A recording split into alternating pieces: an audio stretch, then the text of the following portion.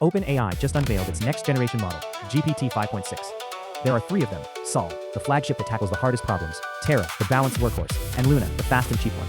But right now, you can't actually use any of them, because the US government decides who gets to, and OpenAI itself said this is not normal. What got released, why it's out of reach, how good it actually is, what the real issue is, what signals developers should watch for, and how the community reacted. Let's go through it one piece at a time. First, the facts. What dropped is the GPT-5.6 family. 3 models. Sol takes the hardest problems like complex coding and security research. Terra handles high-volume work like customer support and document analysis, and Luna covers light everyday tasks like summaries and first drafts.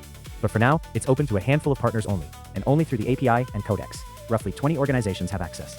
Before we dig in, let's nail down 3 terms. A frontier model is the most powerful model at the current edge of the technology.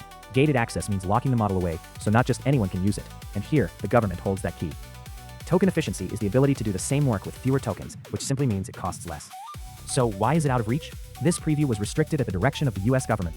OpenAI shared the model and its release plans with the government first, and only then opened it to a few. This has happened before. Anthropic's top model was also blocked from worldwide use at the government's request. Even OpenAI said this kind of approval process should not become the default. It takes the best tools away from the very developers and companies who need them. So how good is it? Sol comes with a new max-strength reasoning mode, and it set a record of 91.9% on a terminal automation benchmark. On a security benchmark, it matched a competing model's performance using only about a third of the tokens. That means doing the same work for less. Speed was a talking point too. Starting in July, on dedicated chips, it runs at up to 750 tokens per second, faster than anything before. Pricing splits the 3 models into tiers. So how should developers read this news? There are 3 signals to watch. First, treat availability as a risk too. It's no longer just performance, but policy and geopolitics that decide whether you can even use a model. Designing as if one model will always be there is risky. Second, weigh governance as much as performance. Ask whether access is guaranteed, whether there are regional limits, and whether it could be shut down out of nowhere. Third, always keep a fallback ready. Make sure you can switch to an open model or another provider. The reactions split into 6 groups. First, cheers for the speed, 750 tokens per second. People were excited they could run far more reasoning. On the flip side, plenty of skepticism that the number is hype, suspecting it's a small variant or a special case condition. There was frustration that cheap models keep getting killed off to push people toward pricier ones. Voices saying they'd rather use open-weight models that never get discontinued. Analysis of the limits of dedicated hardware.